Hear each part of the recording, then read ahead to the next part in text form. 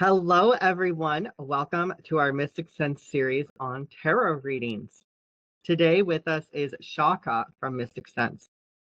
Hey. Before we dive into our topic, could you please share a little bit about yourself and your spiritual practice? Yeah, of course. So my name is Shaka Lish. So I work on the platform for Mysticsense.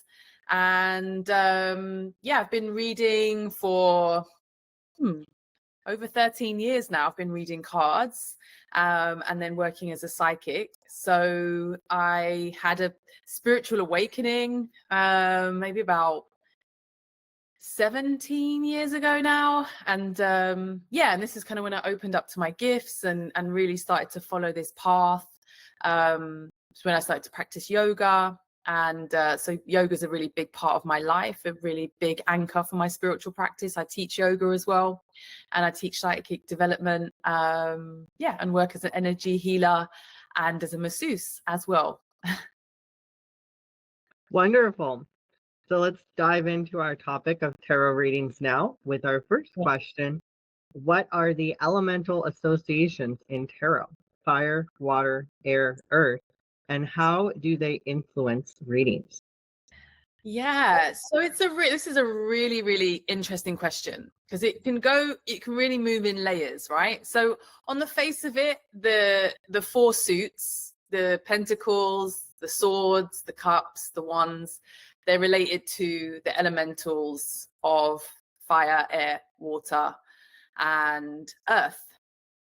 And so in a reading, you can, quite commonly, we understand swords as air. We understand them as thoughts, mind, cups, water, emotions, feelings, relational stuff. Wands, fire, action, movement, spirituality, energy. And then pentacles, obviously, earth, money, material things. And so you can just read them like that. And so say, for example, you get a card and it's in a particular element, for example, pentacles, you could say it's all about money. And that's one way of reading it. And it's a valid reason, valid way. But I think this is where you start to come into your intuition, because sometimes actually it could be a timing card, could be to do with something being a long time, could be something to do with something taking a long time to come. Energetically, it moves a bit more slower. So obviously the pentacle, the material, it moves the slowest of all the elements, and the swords the fastest, then wands, then cups. So there's just many different layers to it, and I think there's just what makes the tarot really interesting, because there's just different ways to read it. And I read my cards every day, and I really always finding new ways to listen to what the cards are telling me, and I think this is where the intuition comes in handy. But on a surface level, that's the relationship between the elements and the suits. But yeah, like it can always go a little bit deeper. Yeah, it's definitely interesting. The elements are a big part of how I read tarot cards personally. So can you explain how elemental energies are incorporated into tarot spreads and interpretations? Well, yeah, I mean, that's a really big question, because there's just different ways. So like, as I said, you can think of things as, thoughts, emotions, actuality of material stuff, energy, direction. And, but when you start to get into a reading, you start to notice what's present, what's absent, what might be needed, where's their imbalance. And this is when you can start to work with the energy. So if there's a lot of swords on your spread, you might be thinking there's a lot of mind happening here, possibly a lot of ego, and then also a lot of fast moving energy, so a lot of thinking but maybe not a lot of doing, depending. So then maybe you've got a sword, and I sometimes think of how do the elements work with each other. So a sword and a wand, you might be thinking, well, it's how I'm thinking about what I'm going to do. So so the sword comes first because it's the quickest one, and how does that, and now I'm thinking about how that plays out. And then we start to, you know, mix and match swords and cups, head and heart, you know, that tension between, you know, our thoughts and our feelings, or maybe not a tension at all. Maybe they're in harmony, as the case sometimes is, but often isn't with the sword suits. I think out of all of the suits in the tarot, the journey of the swords is probably the roughest, which tells us something here. The mind is, quite fickle.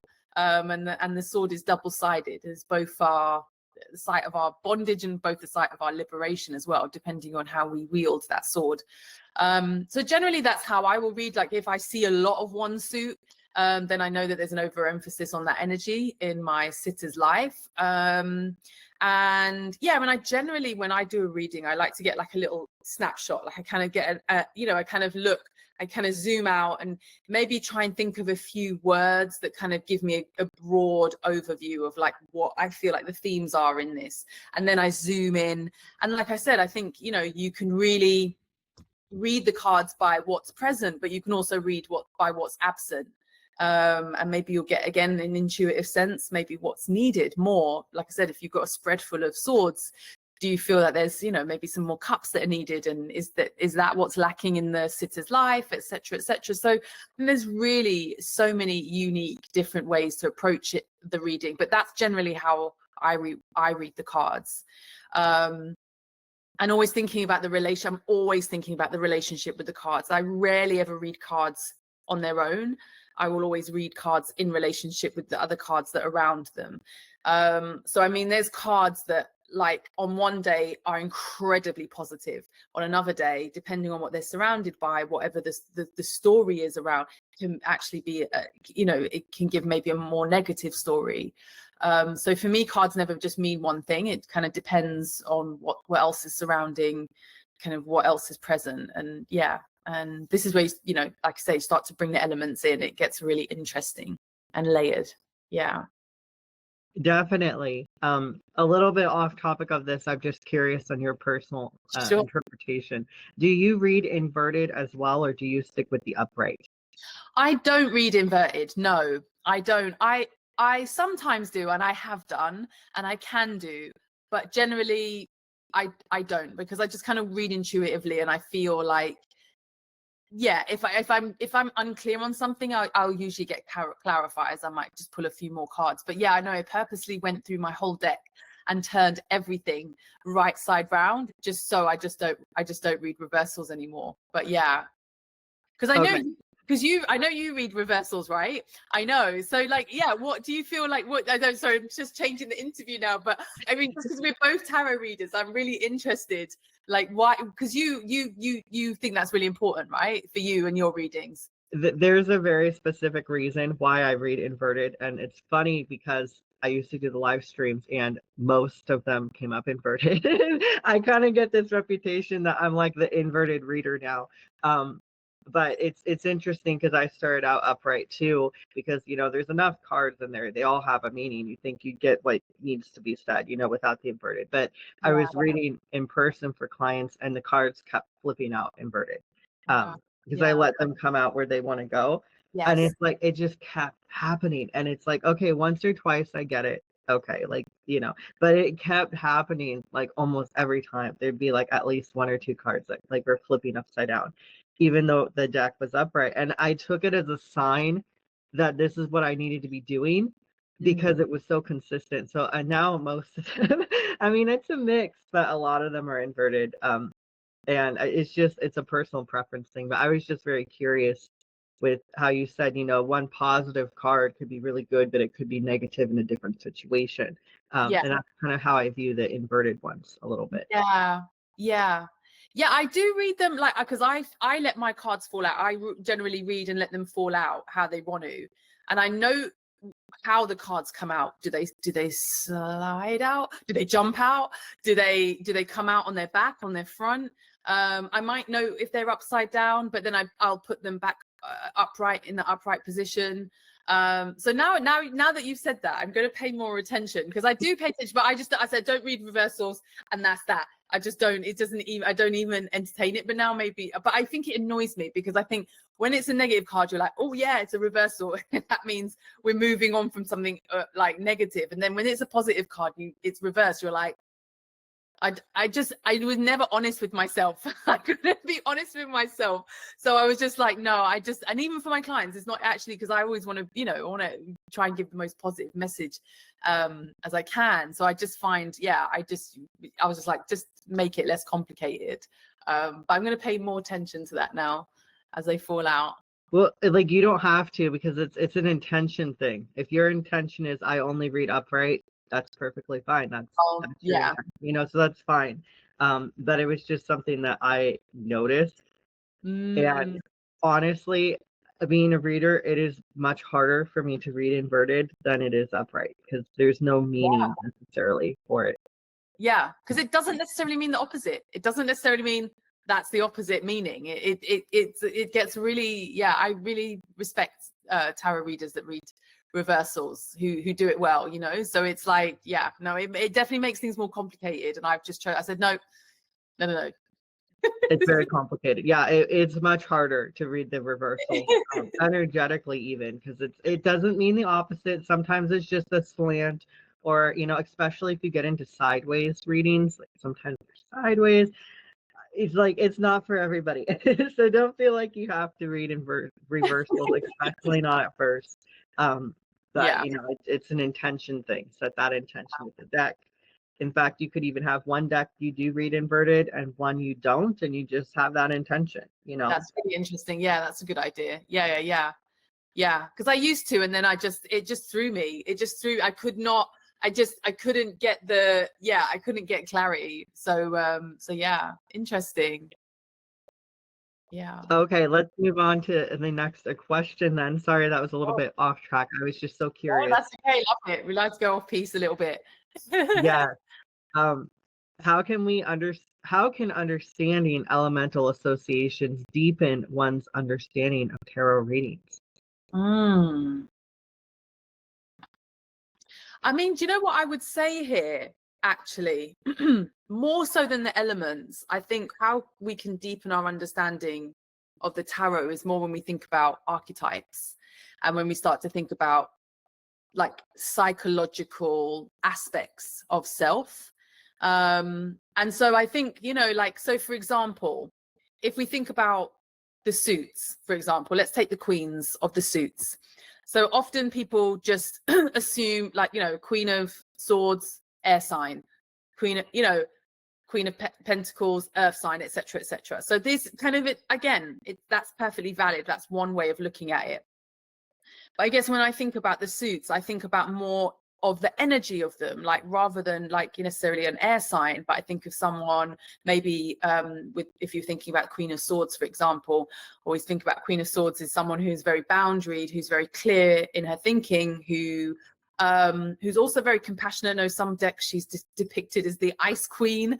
But for me, she's always a compassionate, clear thinker. She's always appealing to our reason and our, like, for clarity, you know, when particularly in the Rider-Waite deck, she's, you know, there's the clouds and she's got her sword up and she's clearing the clouds. So it tells us that she's creating clarity, you know, and then sure, it's in that deck as well. She's got a butterfly as well. So it kind of says that, like, actually, all right, yeah, she's, you know, she's wielding that sword. It's incredibly powerful. She could chop your head off, but she's actually doing it in a very compassionate and gentle way and for the good. And particularly with the royal suits, I always think of them as they're kind of the biggest aspects in our psyche, for example. Like, so kings and queens, they're like kind of the kind of more in charge of our psyche, for example. So I kind of think about, when we start thinking about the elemental suits, I'm thinking more like, where is this in my personality? Where in my life do I need to be more boundaried? Where in my life do I need to do more meditation to get more clear thinking, etc.? So for example, my Queen of Wands, she's my good time girl. She's a girl, she wants to, you know, she's very spiritual, but very attractive, very fun, very, you know, go-getter. Like, you know, these are like kind of the I guess the personality traits that I associate with these cards. And then I read them more like that as opposed to elementally. And I think then when we start to think about that, then we can start to work with the psychology of the cards, and the kind of archetypes, whether that's for ourselves or even for the people that we're reading for. Yeah.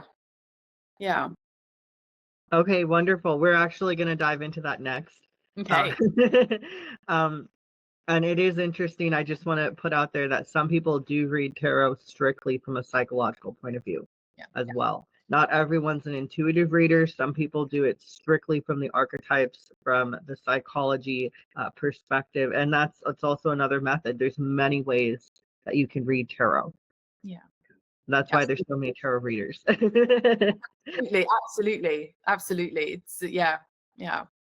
Yes. Okay. So our next section is, how can listeners interpret the personalities of the court cards in tarot?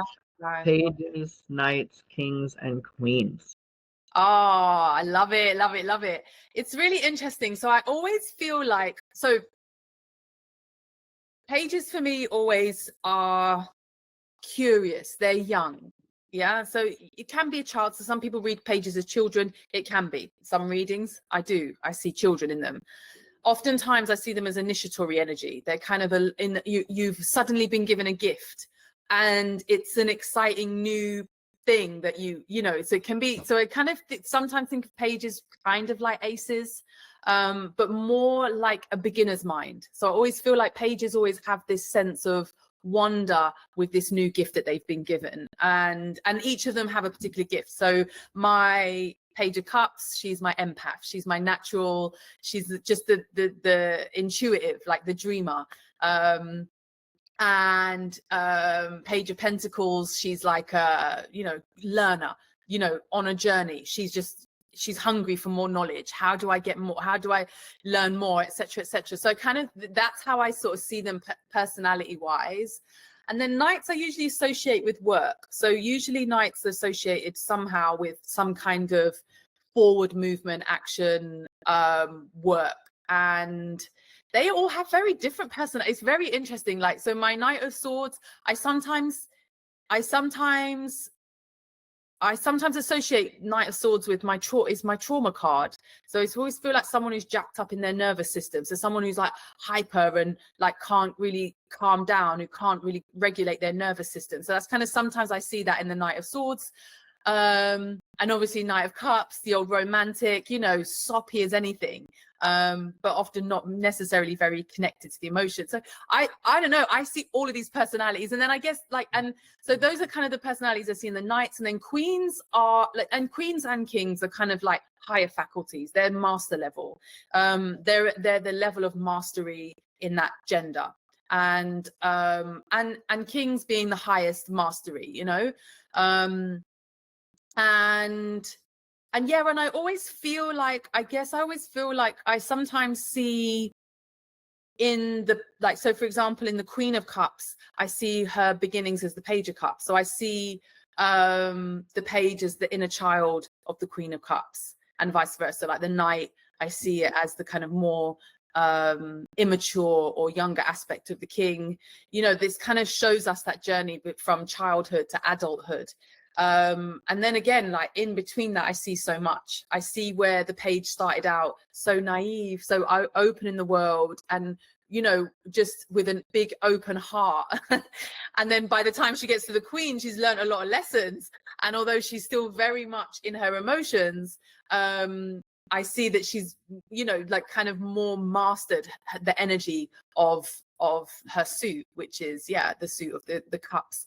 And I kind of see that as that journey. And I think it's really, really, really interesting. There's so many different ways you can take that, and it's always really interesting when multiple court cards come up in a reading, because I always ask. So for example, if two kings are on the board, I always ask, is it the same person, or is it two aspects of the same person? And again, this is kind of where intuition comes in. I'll feel into that as to whether or not, someone's got kind of, we've all got different layers to us. That's why, all of us are human beings. We're quite complex. We have different expressions to our personalities. And sometimes we do, we feel like we're in our Queen of Wands era, sometimes actually, you know, we need to be a bit Queen of Swords, we need to set some boundaries. So I think there's like really different aspects of ourselves we can see in each court card. And so when I see multiple court cards on the board, I always ask, are we talking about, you know, different aspects of the same person, or are we talking about different people? And I think that's, yeah, sometimes a good question to ask as well. Definitely. You're right. There are so many different aspects. Some people interpret the court cards as literal people, and other Yes. people interpret it as like an aspect of yourself. Yes. And I do the same. Like most of the time I see a court card, it's a person. For me, that's I will always, more times than most, assume that it's a person unless I get told otherwise. And then again, that's when I work intuitively, because sometimes it is an energy, or an energy we want to bring more of, or a kind of energy that's like quite dominant at the moment. Yeah, it's very interesting. Mhm.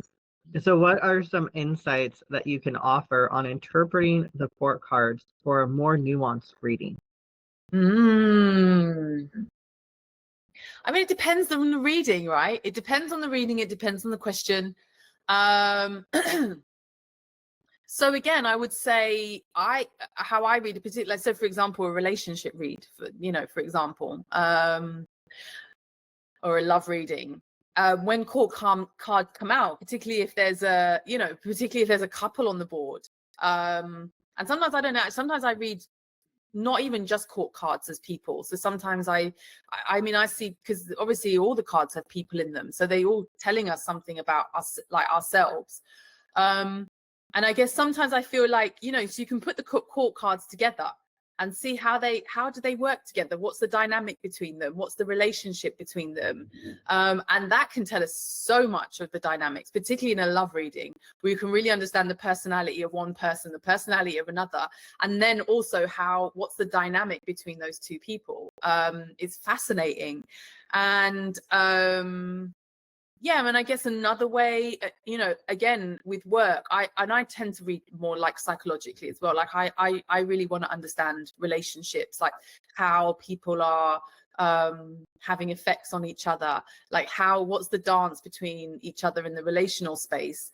That's kind of really my passion and my interest. I love relationship readings, particularly when we can kind of help, you know, people have more understanding of themselves, their part in relational dynamics, and also the person they're dealing with, and their part in relational dynamics, because I think it just helps us bring so much more understanding. And I think all of the cards can really help us do that. In the same way, you know, we use astrology or we use human design, for example, we kind of get a sense of like, oh, this person's like this is kind of generally how they show up, this is their intentions, this is kind of how they move in the world. And I think, yeah, that can be really useful in helping us understand relational dynamics, particularly. For sure. Could you please share some examples or stories that illustrate the different personalities and the energies that are represented by these cards? Specific examples, like a time when it happened. So many. What are some really, really good ones? So many. I mean, I can think of so many times. I mean, like I said, I think for me, like, for example, when the Queen of Swords comes up in my reading, I always know that, you know, basically there's some decisions that have to be made, like somehow, like for me, that's always like my boundary card. That's always a sign. So whenever she shows up, I'm always like, where am I being too lenient? Where am I leaking energy? And I'm trying to think of like readings for other people that I've done. I mean, it's really interesting. Like, I have done many, many readings with court cards, where court cards have come up, and you know, and I've described the personality of the person that I can see, and it will either be the person I'm reading for, or maybe the person that they're dealing with.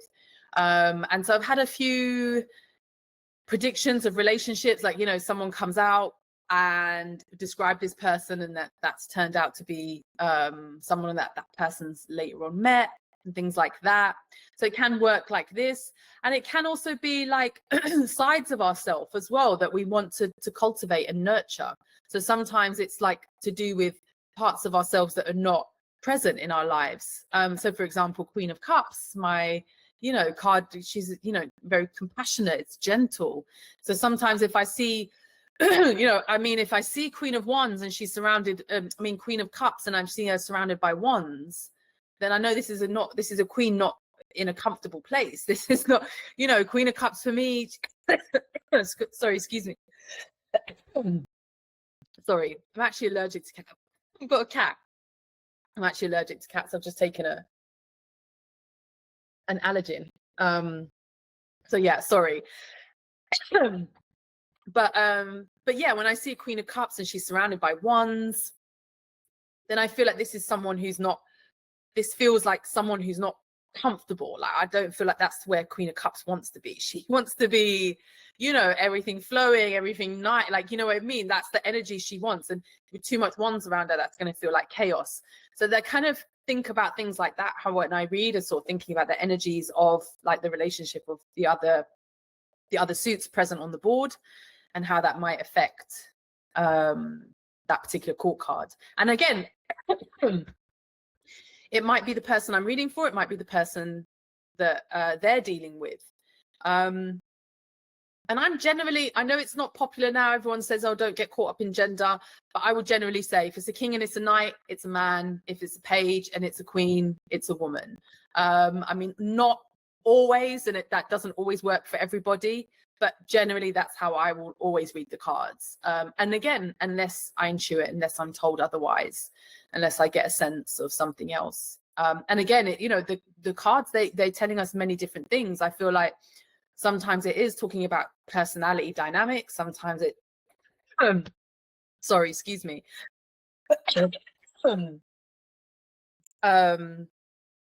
Yeah, sometimes it's talking about personality dynamics, and sometimes, it's literal meanings. It's like there's many different ways. And I think, yeah, that's where I think I rely on my intuition more when working with the cards. Interesting. So I have a few things to say on this as well, but before we move into our next one about timing, we're going to be talking about timing next. So, but I want to add here with the examples is I do a lot of one card draws, and like card of the day, and I get like the Knight of like, let's say he's the Knight of Swords. That's a new idea for me. This is an idea you need to move forward with, kind of like the Chariot, because the Knight is forward. And when you get one card, you don't have other cards to rely on. You don't have a situation to rely on, especially if it's a general reading. So if I get like the Knight of Knight of Wands, the action one. This is saying go ahead and take actions today. Get outside your comfort zone. Go ahead and do it. Make that initiative. Go do the thing. If the Knight of Wands is inverted, maybe you should think about the action you're going to take a little more before you do it. It's not saying don't do the action, it's saying you need to think about that more. Is that the right action to do? Is it the right timing to do it? And that's another way you can look at these, not relying on the other cards. And Knight very much moving forward. Let's go do it. He's literally in the story, because tarot is actually a story, like a book. The Knight is the one that is announcing the event for the king. So he's going out there to announce it. So you want to think about that as going out there to put it out there. The page is the one who's learning, just getting into the court, just getting into the royal court, learning how to be a royal, learning about the system, the process. Is very much an educational card. Learning practically with the wands, learning mentally with the swords, learning in different ways, learning about emotions, learning emotional maturity with the cups. Whereas the queen is the queen. She's compassionate, but she also has some level of authority to make decisions. And then the king is the one who puts his foot down, and he's like, oh, this is what we're doing. This is the rule. And then it's up to the knight to go say that to To share. deliver the message. Yeah. Yeah. That's the way I think of the 4 court cards in tarot, especially if you're dealing with just one, Yes. and it's not like a reading for someone. Yeah. Oh, yeah. Yeah. I mean, one card readings are really, I mean, yeah, you've got to utilize a lot of intuition with one card readings. You've got to really, really, yeah. I mean, I do 3 card readings, like a daily 3 card spread, but not necessarily one. I don't know. Yeah. Yeah. I always need, and then I always end up pulling more cards anyway. Because there's always a story coming out. I'm like, right, I need to know more about this. Yeah, and I know for beginners especially, tarot is like a huge popular thing right now. It's like booming. A lot of people say, "Oh, pull a card of the day, do a 1 card draw," and that's not the best thing for a lot of beginners because so much of the tarot is connected to the other cards around it. Absolutely. And I got my card, but actually my cards are here. So I got my cards. So we can pull a few cards if you want to at some point, if we have time. So maybe we'll see when we do something in real time. I think we have a bit of time, but let's move into our next section, see how this goes. So, what methods can individuals use for timing predictions using tarot? And this is a section I'm really bad at. I'm very bad at doing timing, personally, but some psychics do it great. So, what are your thoughts? Yeah, I think I always say, even when I'm working without the cards, like if I'm working psychically, I'll always say, timings are notoriously difficult to predict. I find, like you said, every psychic is different, or tarot reader is different. But I think timings are really like notoriously, and unless I get like it's to me, it's got to land in. I rarely ask the cards for timings actually, because it's been so wayward for me. So generally I just ask. I just use my intuition on that one. But generally we do say swords are days, wands are weeks, and cups are months, and pentacles are years, right? So you can kind of so say if you say how long, and then you pull the 7 of pentacles. Well, I mean, that's a long time. That's 7 years. So I mean, I think I saw your you did something on about like timing, like how far do we read ahead in tarot generally, like, or how far ahead do we read? And I think that's really, really important question. Like how far, how far along do we want to read? I mean, is something happening in 7 years? Is that something we really need to think about right now? I don't know. I don't know the answer to that. I'm just posing that as a question. But yeah, generally, that's what we say. The obviously the swords are the quickest, days, and then wands, and then cups, and then pentacles. But I think timing is notoriously difficult, for me anyway. That's it. Just I can't vouch for it. I can't vouch for it myself. So yeah. But it can be useful. I think it can be useful to get a sense. So I guess for me, how I use timing cards now is to more get a sense of, is it something that's imminent? Is it something that's going to take a little bit longer? So maybe if you don't want to get like an exact timing, like, oh, it's going to be 4 days, 4 months, 4 years, whatever, you might just want to get a sense, well, actually, is this going to be a slower moving energy? Or, if you're asking about something, then you might want to get a sense that actually, is this a quick turnaround? Is this something I can expect? Can I expect change soon? Or is it something that's going to take a bit longer? And I think in that sense, I think when you're working with the elements, that can be really helpful. Rather than maybe specific timings, but just to get a sense of the energy. That makes sense to me. I also am very bad at timing, and I tell people, I'm not good at timing, so sorry, this morning. If they ask like a timing question, I usually intuit it and I just feel what I feel. Yes. But I have seen other methods. Some readers are great at timing. It depends on the psychic. Some people, that's their specialty. They can get you an exact date. I am not that person.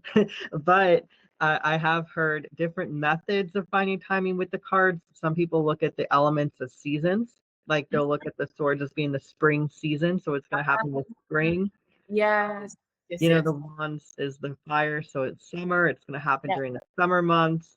Pentacles are winter, so it's going to happen sometime during the winter. And then there's fall, which is the cups. So they kind of look at it like that, and then they look at the months with the numbers. So like if you get like a 3 of swords, that could be March, right? The month of 3. But I mean that all depends, because what if you get like the 10 of swords? You know, it's like the October is not a spring season, so like it all depends, you know. But I have seen it looking at it as seasonally, like, oh, this change is happening in the season. It's going to happen this fall. It's going to happen next fall. You know, if there's like a cup and a pentacle together, that could happen next fall or next year, or like a fall later on. That's another way of looking at it. But again, it just depends on the reader, because there's so many different methods, like so much of divination. Yeah, There's not absolutely. one way. And that's really important point to make, actually. And that's what makes the art of tarot so beautiful, is that I think all of us find our own little relationship with it. And I think it's really important to build your relationship with your cards, and and find your, you know, your strong point, your strong suit, you know. So yeah, love that. Yeah, we don't read the same way. Like if I have to look at timing in tarot, I'll probably go the seasonal route, but I'd rather just not do timing. I mean, like, asking that question altogether, unless clients ask me, I specifically, I just don't. Yeah, I just avoid that. Yeah. And I heard someone else, I saw another tarot reader say actually that timing is when the energy is like full, like basically when a particular karmic cycle has reached its fruition. So for example, if I don't know, there's some karmic thing that we have, like, that, you know, we have to fulfill, the timing is when that's done, and that really just depends on us and our motivation to do that soul work, that, you know, that self-development. And I think that's really an interesting point, because you could say the timing, but really it's actually when the work gets done and when you're able to then, you know, move into a next phase, into a next cycle. Unless it's like, when am I going to, you know, and when am I going to hear from that job, or, you know, when should I leave the job, or when, you know, things like that, I suppose, you know, that's when, like, I guess that it kind of, it works slightly differently. But I think in more like the way that I read, in terms of like, when's this going to happen, like in my life, like, you know, big questions, then I think sometimes it's just to do with when other things have finished happening, and then that can come into your life. Yeah, I like that. Our next question is going to be difficult for us both, I know. How does card counting play a role in timing predictions in tarot readings? I've never heard of card counting in a tarot context personally, and I've taken many, many tarot courses. So I don't know. What about you? I have never either. I've never done card counting either. This is new to me as well. I sometimes count. So if I have a lot of pip cards, I sometimes count them and total them and boil them down to a single digit. And then I relate that to, or even it might be a double digit, depends.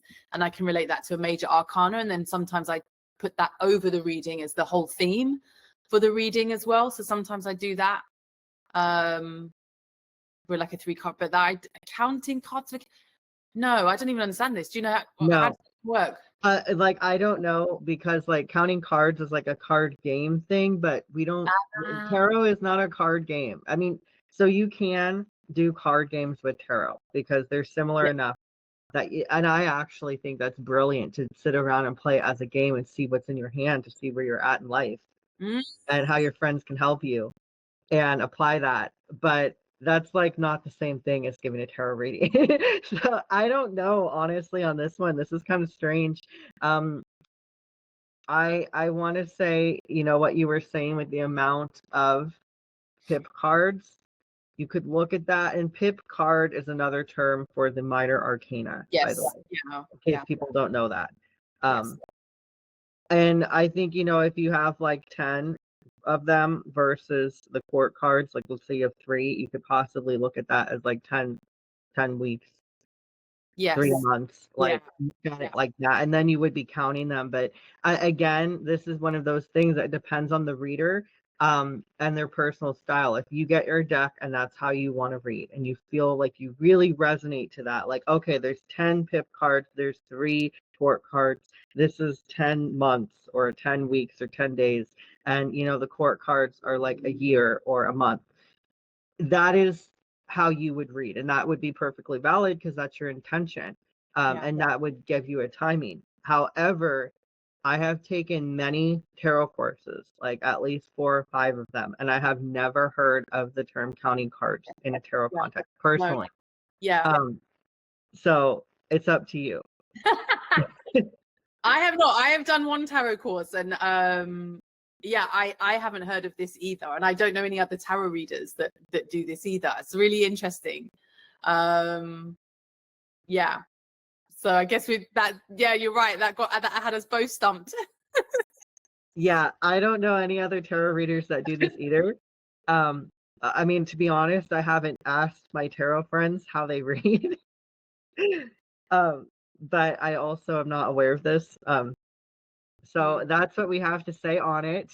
I want to say for the audience, if you have heard of counting cards in a tarot context, please comment on this video and let us know. We would love to hear from you. Or if you're a tarot reader and you do this, or someone you know does this, please let us know. Because you know we're professionals, we would like to know. I'm curious. No. Want to know more about this? Yeah, definitely drop a comment. Yeah, in the comment. For sure. Yeah, definitely. Yeah, that's interesting because the more we can learn, even if we don't practice that way, the better, because we're more informed. Absolutely. I mean, even in this conversation, I've learned things of you. I'm like, oh, I'm going to try that. I'm going to try this. I'm going to pull in some new techniques. There's so many ways, like, and there is no one right way. Like, that's the most important thing we can say.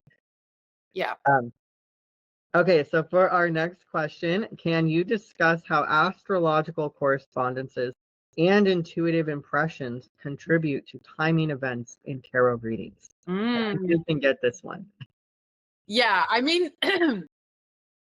so from what I understand, every single card in the tarot is related to some kind of to the astrology. I mean, obviously the major arcana, certain cards are associated with certain planets, therefore associated with certain signs. But I don't read the cards like that, because it doesn't make it's no rhyme nor reason for me. I don't understand why it doesn't actually make any sense to me, the way that the major arcanas are set up to be related to each of the signs. But anyway, nevertheless, they are related to the signs. So I guess in timing cards, you could read that as like, so if you pulled a major arcana, if you got a particular card, so for example, the Devil is related to Saturn, which is related to Capricorn, then you could say, oh, that's, you know, December or January. You could use it as a timing card in that sense. And then, you know, each of the pip cards are associated with planets in particular signs. So could be Venus in Mars, sorry, not Venus, like Venus in, so Venus in Capricorn, for example, or Venus in Sagittarius, let's say. And then you could start to get really, really specific. And if you really know your astrology and you know the transit of Venus at that point, then you could say, well, actually, when Venus comes around and moves into Sagittarius, you know, you could get really specific if you read. And I know some readers do read like that. I think it's incredibly clever, because you've got to be really aware of all the transits, of all the planetary movement. But absolutely, I think that's a really intelligent way to work with the cards. That seems to me, I feel like intuitively, that feels like a more reliable way of using the cards with the astrology and using timing. I think it's incredibly clever, but you've got to be really adept in astrology and in the cards. So I know a bit about astrology, but not enough to use the cards in that way. But I do know other tarot readers that do, and it blows me away. I think it's incredible. And And then intuition is really, yeah, it really is intuition. It's that, whether you get that hit or not. Does it feel like that's going to be, you know, even if you get, like, say, for example, you get four of swords, that's 4 days. Like, you know, on paper, that's 4 days. But that you might get a different intuitive hit. You might feel like that's 4 weeks, actually. Or you might feel like that actually that's, you know, quicker. You know, maybe it's even quicker than that, or maybe it's you know, or 4 months. You might kind of get a feel. And again, like you said, then you can kind of start to bring in that knowledge of, like, okay, that's related to that suit, or that's related to that astrology sign. And then you can start to, you know, and that's where, say, the tarot becomes more layered and layered, because the more that you know, the more that you can start to draw in those different ways of interpreting the cards.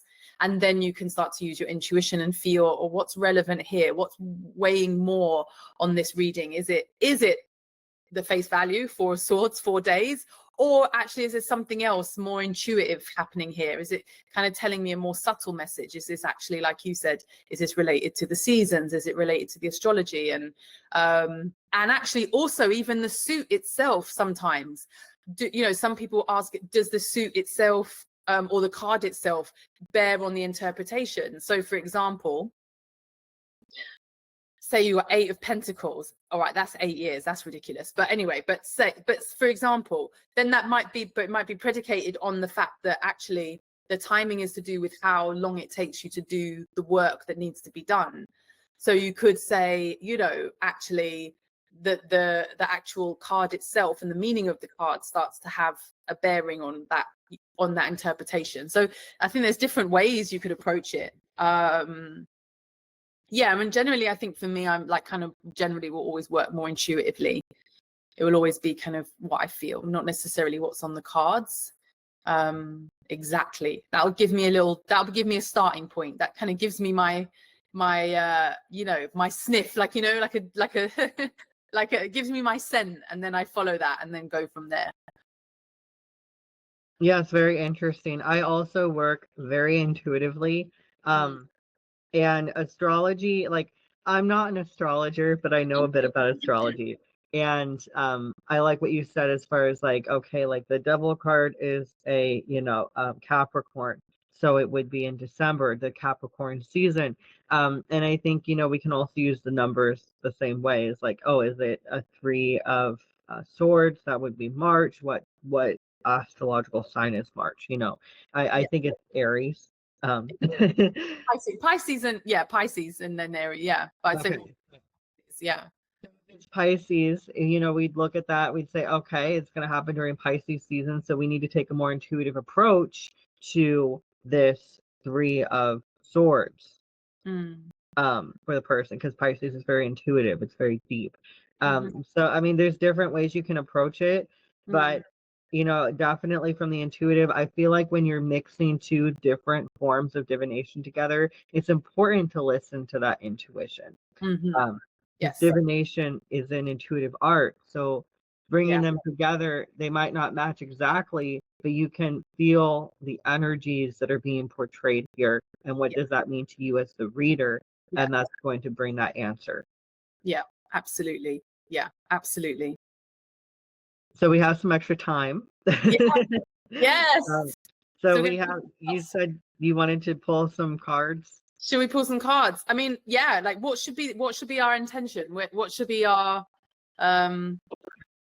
what do we want to, should we pull just maybe some cards for the day, or kind of more general for everyone who's watching, or do you want me to pull some cards for you specifically, or how do we? Maybe we should try to like show an example of what we've been talking about. Yeah, that's a really good idea. That's a really good idea. It's really hard to not anchor it in. So, I mean, let's do it. Let's pull some, let's just pull some cards. Let's see what comes out. And then I'll kind of give some different ways we can interpret them. We can maybe just both exchange of like how we might interpret them, or just maybe pull back cards. And like how they go together. I think our intention should be like what our viewers need to take away from this conversation. Oh yeah, beautiful. That's good. Yeah, that's beautiful. Okay, let's hold that intention. Send that to the cards. And then let's pull a few cards. I'm just going to shuffle them and just let them fall out. And just let them fall out. So let's have 3 cards, please, Spirit. Okay. So that's 1. Oh, lovely. 2, talking about court card. We've got a court card on the board. And one last one. Okay, that came out first. Wow, wonderful. We've got 2 majors here. We're going to leave them down there. We've got the Magician and the Moon there. So the cards that have come out, we've got the 7 of Wands, the Queen of Pentacles, and the Page of Wands here. So I guess, you know, for me, how I would interpret those straight away is again, I'm drawn to the Queen in the middle. I mean, partly because she's the court card. She's the strongest card in this set. She's the one that draws out to me. She's also the one that's in the middle. So for me, I'm drawn straight to the Queen. And the first thing I say about the Queen is that I know this is a queen who likes her creature comforts. Yeah. And this is a queen who likes to be comfortable materially. So she will work very, very hard to make sure, you know, I always associate actually with my minor arcana Empress, the Queen of Pentacles for me. So she is like, you know, she likes nice things. She likes to be in a nice home. She likes to have nice food. She likes to have nice things, you know, so this is, you know, straight away. And then I see this card here and I'm saying, okay, and it's on the left-hand side. So I want to say, okay, so there's some struggle that's happening here. There's something she's been battling with. There's something where, you know, she hasn't been as comfortable as she maybe wanted to be, or has been wanting to be. And then I look to the page and I say, oh, hold on a minute, they're related. These two wand cards are related. Yeah. And I'm feeling here that the page is a more positive aspect, which is very positive for our reading because it's in the kind of future placement. So sometimes, you know, if you're reading 3 cards, you can say past, present, future. I don't necessarily read them as strictly as that, but I kind of more read them as like that's the movement of the energy. That's kind of how the energy is moving through a person's life in any given moment. And it feels like here, what I want to say, the message ultimately is that, you know, if we've been struggling to find our comfort, like struggling to find that place where we can fully relax, there's something here about how we can use the energy. Like the page uses that energy. How can we use that fire energy that feels quite uncomfortable here, and find actually a place of passion and use that to ignite us, to actually use that to initiate a new energy. So it's kind of, I kind of feeling a little bit like the alchemist. I feel like the Queen here is having to be a bit like an alchemist, which I think is interesting because we've got the magician and the magician and the moon came out as well, which and my magician is the alchemist as well. So it's kind of how can we transmute this energy of struggle into something that looks more like excitement rather than fighting against things, and particularly when it's not within our nature, when maybe that's not really how we want to really show up in the world. We're not natural fighters. How can we alchemize that energy and use it to drive forward? So that's kind of my initial interpretation. I like that. I definitely do. I like the idea of taking the struggle and transforming it into growth, because a lot of times struggle and growth are 2 sides of the same coin. Yes. We're struggling with something because it's new to us, because we don't know it. We need to grow into that. And by overcoming that, we're learning to grow. My thing, being someone who reads inverted, I always tend to look at the, sorry about the background noise. I tend to look at the it's the 5 of Wands.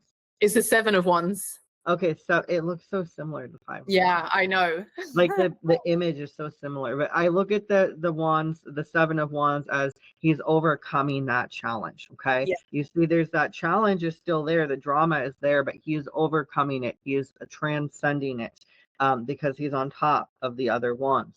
Whereas the 5 of Wands is being in the midst of that drama. So the 7 is kind of transcending, and that could be mindset, that could be a confidence thing, but it's overcoming that problem that was causing you problems.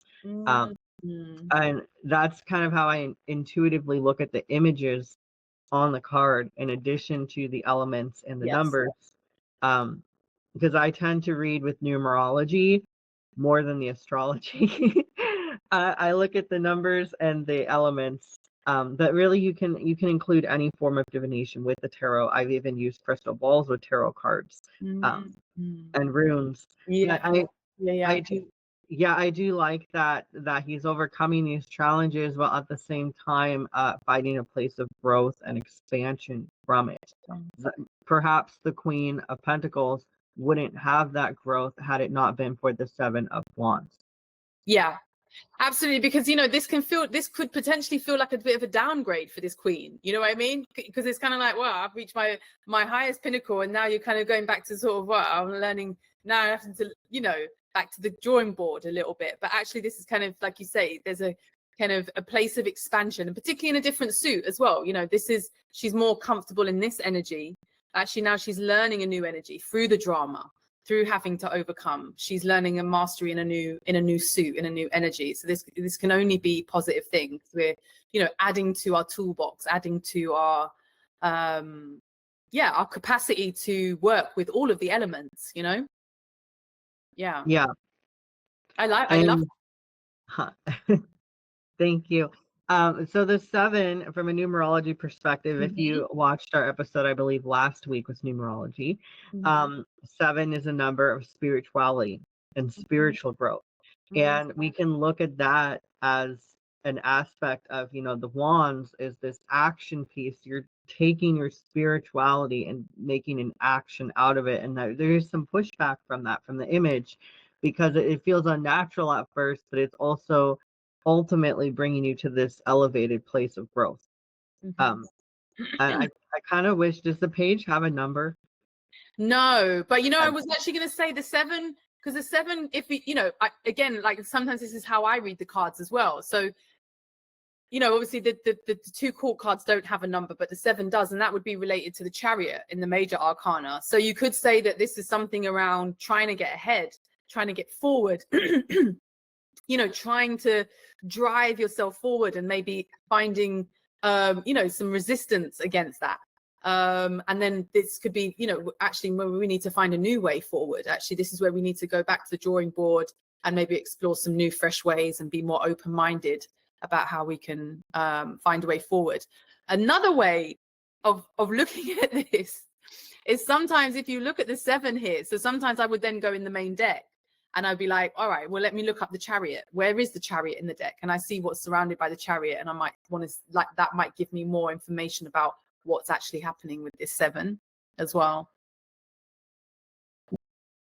Okay.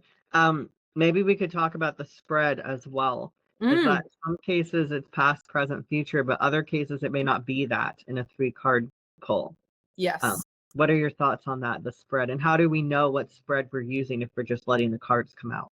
Yeah, that's a really great question. So I generally have like a spread that I use. It's usually a 9-card spread, 3x3x3. That's always just kind of my spread. So I let the cards fall out and then they fall out like that. But generally, I always say this is the movement of the energy. Like, so it might not be literal past, present, future. It can be, though. It can be. And generally, you'll get a sense of that. And so this is what we always, we've always say this, if this card was a more negative card, we might not want to leave it there. We might not want to leave it on that note, Very rarely will I read backwards. In fact, I don't think I've ever actually done it. I've never been called to, even intuitively. It's never. And even if this card was maybe a more negative card, it could help you understand what's happened, how we ended up here. We might want to say to ourselves, well, how we ended up here in this energy, and we might look to these previous cards and be like, well, what's been the journey? So I think of it more as a journey, as opposed to past, present, future. But that said, again, it can be past, present, future as well. Again, that's an intuitive call. Yeah. What would you say? It's definitely intuitive. I have read backwards on very rare occasions. intuitively. Like sometimes I read a lot like you, is I just let them fall out where they fall Mhm. out, and I leave them where they fall on the table. So if Mhm. they fall on top of each other, I read the one on top as an aspect of the one under, or as the Yes. Yeah. challenge from that card. Yeah. So and then I feel what they are telling me before I flip over the cards to look at them. So I'll say, oh, this feels like it's an outcome, or this feels like it's your past, or this is your present. So I have had situations where, like, 3 card draw, the middle is me. Like, it's the Queen of Pentacles could be, this is you right now. This is your Yeah. person. Yes. And maybe you're making a choice between the Page and the Mhm. 7. Yeah. That's a choice you have to make. Which Yeah. direction do you want to go? Yeah. Um, I've also read it where these are 2 people, that are pulling on you. You have to make a decision between these people. Usually, it's like choices, but it can also be aspects of yourself. Yes. Um, there's just so many ways. You want to really use your intuition. You Yeah. can use spreads, as you Yeah. were talking about. Absolutely. And also you can maybe think about the cards even before or after. So, think about 6 of Wands. Where's the 7 of Wands coming from? What's been the journey? How did he get here?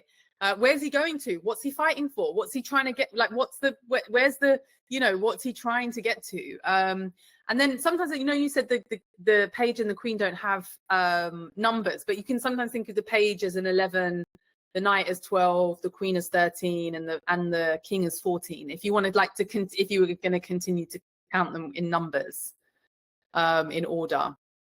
So maybe, yeah. So 11. I don't know what difference does that make if the Page is 11 and the Queen is 13? I don't know. What does that? Yeah. Does that add anything to 11's a master number, so it would be intuition, but it could also be a 2, which means they need some help with their growing journey. Mm. So, and then, like, if you look at it as a 13, right? The Queen was 13, would be a 4. So that, 4 really fits with a Pentacle suit because that's all about earth and stability. Yeah. So she's looking for that place of stability that has been uprooted by the 7. Yes. Which I think that adds a lot of depth. I really honestly think that makes sense. That this spiritual eruption from the 7 of Wands has disrupted her center of 4. Yeah. Just her stability, her safe place of being, stable. Yeah. I like that. It makes sense. It's like a whole rabbit hole you can go down with this. I love that we've kind of approached this in slightly different ways, but kind of landed on a very similar message. I love that. I love that. Yeah. And this really highlights that it doesn't matter how you read the cards.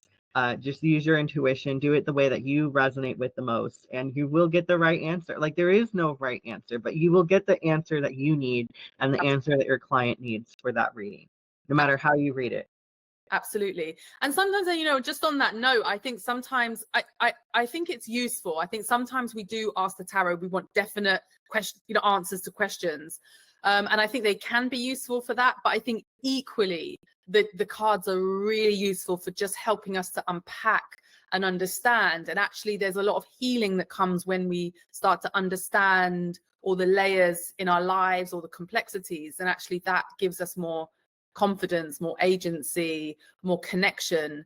And I think it's equally as valid to use the cards in that way of like a kind of way of self-discovery, as well as, what's my destiny or what should I do, but actually kind of what are the dynamics at play and what can I learn from that and how can I grow? For sure. So there are spreads as well for beginners who are watching this. If you don't feel comfortable feeling what they mean, or just, intuitively, what does this mean where it's at, you can use spreads, and you would just use that intention before you pull the cards. Like, some of the really popular ones are the horseshoe spread or the Celtic cross spread, or the past, present, future that we kind of talked about. But you can just Google that, and there's literally dozens and dozens of them. And that's really, really useful. I think sometimes, for beginners, actually to have a real sense of like, what does each position mean? What is the question I'm asking? And then you can anchor that into, to whichever card is in that position. And it's, that can be useful when you're reading for somebody else. But when you're reading for yourself, you generally, you know the themes, you know what I mean? Like kind of like if I was reading that for myself, I know how I would kind of relate that to my, you know, I know how I could relate this to my situation. I kind of would feel into that, you know, as well. But again, on the other hand, it's very difficult to read for yourself. So it's like, you know, it could be quite easy in some ways because you know the themes, you know what you're looking for, you know, kind of what's at play. But it's also hard because yeah, sometimes equally that's equally as hard to do. Sometimes you don't want to see what's there in the cards, you know, it's difficult to take. So yeah. Yeah. Do you want to talk a bit about that, your thoughts on reading for yourself? Yeah, I mean, I read for myself every day. It's kind of part of my journal process. It's just part of how I build my relationship with my cards. It's incredibly accurate. I've noticed the more that I do it, the more yeah, the more uncanny it gets. I mean, you know, it never ceases to amaze me. You know, I've been reading cards for a long time and it still never ceases to amaze me. How yeah, you know, you see the same cards come out in a, you know, over a particular time period. You know, you get warning signs of things that are coming up, and they do. And I find it really useful for me just to really help me understand kind of where I'm at. It kind of gives me a kind of location. And it's also just for me, it's more not necessarily about prediction, but also really about kind of understanding the themes in my life. And for me, I use kind of my cards as a way of like soul growth, like where are my lessons, kind of where's my growth point, what should I be doing right now, is you know is my purpose right now to be in an action place, is it a surrender place, do I need to be more in my heart, actually do I need to set more boundaries, do I need to get out more and be more sociable, do I need to be actually more inward, introspective, you know? And the cards are always giving me this, you know, this sense of kind of what the themes are in my life, and I get a real strong sense of kind of what my lessons are, or kind of what energy I'm working with, and I find that incredibly useful, I think, for myself in my life, also for how I then read for other people. And then also to write, I write this as a journal. So every day I pull my cards, I write down my interpretation. And then it's also something I can look back over and kind of see, yeah, and kind of like a kind of guidance tool. I sometimes go back and be like, what did I say? What happened? What did the card say again? Because this situation's now come up and I'm like, okay, like what did they say again? So yeah, for me, that's kind of been really useful. Yeah. And I try as much as I can. It's really, really hard, but I try to read as objectively as I can. I try to pretend that I'm reading for a complete stranger. It's hard, but yeah, that's kind of I try to lean back and be objective in my reading. But yeah, it's not easy. Yeah, interesting. It's a good way to practice, especially Yes. if you don't have people to practice on or with.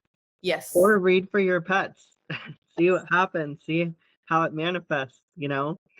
Yes. Yes. But yes, okay. So I believe that is it for tonight's episode. So Shaka, do you have anything you'd like to tell our viewers about your readings, your services, your abilities, and where to find you on Mysticsense? Yes, absolutely. So you'll find me on Mysticsense. I don't have like set hours, but generally you'll find me on there on Friday evenings, Thursday evenings. And yeah, and I'd say like relationships are kind of my speciality. I think this is, you know, the predominant readings that I do. And again, like I said, I really generally will read about dynamics, relationships, kind of why people show up the way that they do, what's happening, how that's influencing the situation. And yeah, kind of like to unpack the whole the dynamics so we can be more informed. And yeah, you can find me on Instagram, on social media, website. I've got a website, which I think will be in the links, but I think it'll be in the links below. So you can find me, and I'm available for yeah, all of the above: readings, massage, energy work. I also do, yeah, and I also teach psychic development as well. So I yeah, currently teaching for the School of Intuition and Healing as well. So yeah, teaching a new cohort of psychics, which is very exciting. A real honor. Yeah. Excellent. Thank you for sharing. So your Mysticsense, your link will be in the description of this, and we will tag you on your profile. So you are Shaka Lish. Shaka Lish. Yeah. Okay. Yeah. Shaka Wonderful. Lish. Yeah. So come and find me. Yeah. Thank you so much, Phoenix. The time's gone so quickly. So honestly, I could talk about tarot all day, like literally. I love this. Such a fascinating subject. Yes. We didn't even get into the major arcana. So hopefully there will be another episode in the future on that. I'm not sure yet, but we will see. So thank you everyone for hanging out and joining me and Shaka about the tarot readings. Yeah, thanks for watching, everyone. Yes, thank you. Hopefully you learned many things and you enjoyed your sample reading. So make sure to check out Shaka at Mysticsense and read the description because all of her information will be there. We will see you next time. Thank you. Thank you. Bye.